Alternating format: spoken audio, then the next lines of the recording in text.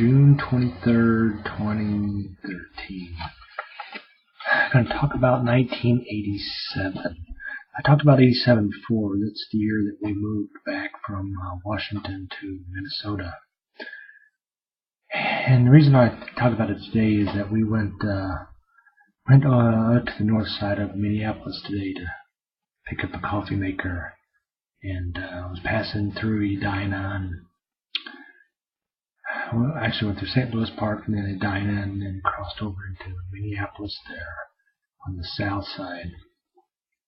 And then on the way over there, we passed through in Brooklyn Park, Brooklyn Center. There's a mall called Brookdale, one of the 4 Dales that they had, different malls that they had around the metro area, and it's really starting to rebuild itself. It just recently built a big one of those mega Walmarts. When you pass by, you can see, pass by on the freeway, you can see Sears.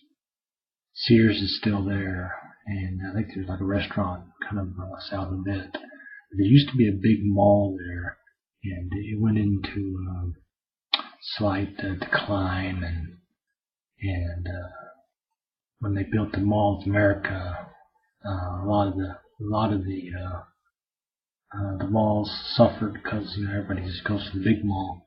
Plus the area kind of got ran down, and a lot of people moved out of that area. It became more of a lower income. So there really wasn't much support in the mall, and it just went, and since '87, it's over 25 years ago. But it's starting to build back up, and like Gordon said, the new Walmart there, it will pull in more businesses, and they'll start building around the area again. But the mall brought back memories. Gordon and I used to, when we first moved back to Minneapolis. We lived in the north side there. We bought a building and started to refurbish it. And that summer was really hot. It was kind of like this year. There was a lot of rain and hot, sticky weather. So to get out of the heat, we would travel north on Broadway there, and you'd run into the mall, Brookdale Mall. So in the heat of the day, we would, since we didn't have air conditioning in the building, we would, especially the extreme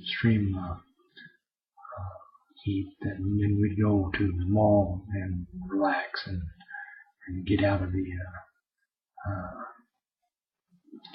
heat.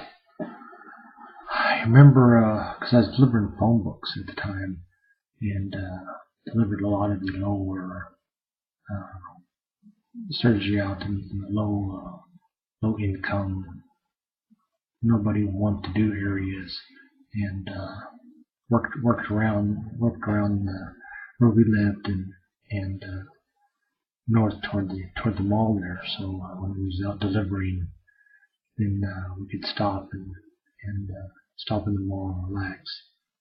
But the extreme heat. I know I got heat stroke there when the phone book place was still down. There's in Minneapolis there. There's a street that a lot of the Indians live off of, because there was an Indian community center across the street from where the phone book place was. And I remember we delivered it at that time. I was delivering out of just a Volkswagen Bug. Took out the back seat, and we just load the phone books in the back of the Bug and jot around there, and make several trips back to the warehouse and back, and got the job done. Eventually, we got that Volkswagen Rabbit, because we was going to the car auctions. There was a car auction every Thursday the people that lived next to us in the building that we were restoring turned us on that you could go down and all these cars that they would impound, the city would impound, they would auction off, and there'd be quite a few of them, and we got some really good deals. I remember picking up, I think we picked up the Rabbit for $75. All it needed was a carburetor, and we had a carburetor off of one of our other cars that we just bought. I think it was working on a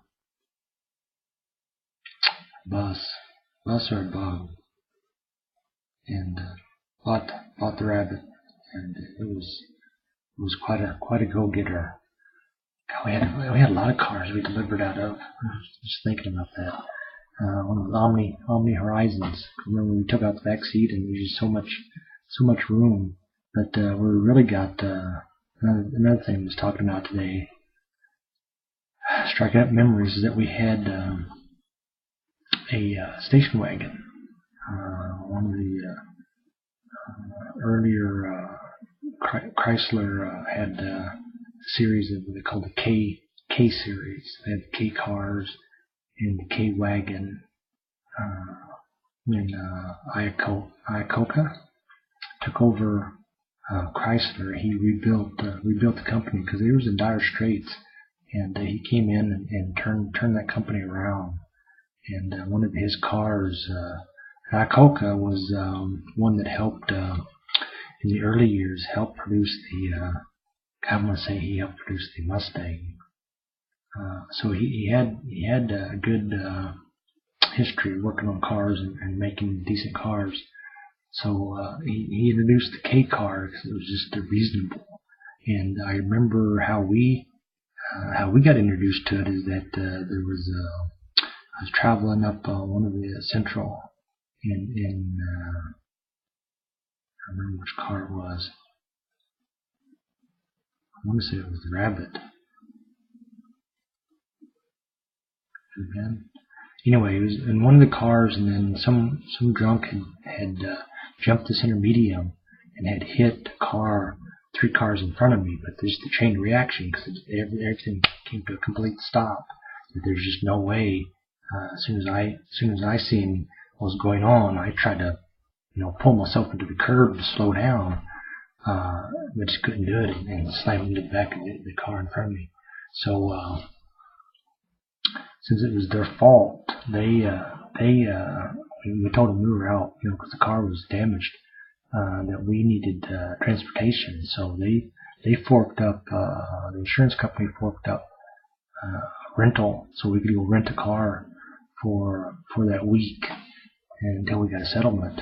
And on the car that we rented was a K car, so we was introduced to the K car and really liked it because it was just newer and dependable and reliable and had lots of room. But after that, we kept looking around, and then this K car popped up, station wagon, and it was an '84, so it was fairly, it was our newest vehicle that we had bought up to that point, and it needed, what did it need? Oh, power steering, because power steering pump was going out. And the people that we bought it from still owed money at the bank, so they sold it, but we had to go pay them. And it's kind of shady. It's like, you got to give us the money and we got to get the title, then we can give the title to you. And it's like, what? Wait a minute. But we followed them down to the bank and then paid the bank. And then they got the title, and then we gave them the rest of the money. So it was pretty reasonable. I think we paid like $400. But it needed, I remember driving home and coming into Minneapolis there, because it was in one of the suburbs, and we came around one of the corners, and the pump overall was pretty good, but sometimes it would go out, and it went out, and I tried to make that corner, and I couldn't make the corner, and popped up over the curb, and it was pretty scary at the time, but it's like, that's got to be fixed. And so we went out to salvage yard. We were pretty good if we could hunt down could just fix or repair just about anything. We got really seasoned. Like I said, when we was in Washington, we got it down to a T that we could figure out what's wrong with the car and go to the salvage yard and get a replacement part for a fraction of what it would cost new. Good, reliable replacement, and save a lot of money, not only on just the new part, but just on the labor intensive and get cars up and going. So we were pretty good at being able to flip a car around, pretty good, and we got that up and going. Like I said, we replaced the power steering, just replaced the whole rack and pinion, and it's not easy because it's located down behind the engine compartment. So you really have to be able to Jimmy get in there and get it out and get the other one back in there. But we did. Yeah, got it in there, and it was good, reliable for a number of years. We drove that station wagon many miles. It's very reliable. And I know we traded it in for that Woody minivan, and I remember my mother came up and meet her at the airport, and we just put a new engine in that minivan, and we were still torquing it up, because if you drive over 100 miles, you're supposed to torque everything, tighten the engine back up so it stays tight. And we had pulled over somewhere, and we're cranking the engine down. Because we'd come out from that time, from his brother's place, because his brother's the one who had a garage at that point, and we did the work out there, put the engine in, and we built it, put the engine in, and it was coming from Wilmer, so we were late in picking her up, and she had to take a taxi to the motel, because she was going to wait at the airport for us, which is understandable. But that was when they was just building the. I want to say they was just building the mall, because she got a room over there by the mall. But she remembers going with us when we did that South Rochester Owatonna route in that new minivan, and she drove with us and got to experience when we was doing route delivery at that time. That was a few years later. I'm talking. First started talking about 87, but this collage into different things that went on. Other than that, 87 was, like I said, a pretty pivotal year, moving back and getting settled there in Minneapolis and getting back into the groove of things, and making things in. And I was looking at the songs from 1987. And there's quite a few of them, but this one is very popular. When you hear it on the radio, it's just it throws you back in time to the 80s. You really can't pinpoint the year, but 87 is when this one was on the charts, and called The Cutting Crew, and Died in Your Arms Tonight. It's pretty popular. I like it. It's kind of pretty catchy. So, 1987, Cutting Crew, Died in Your Arms Tonight. A bit of history, flashback. June 23rd, 2014.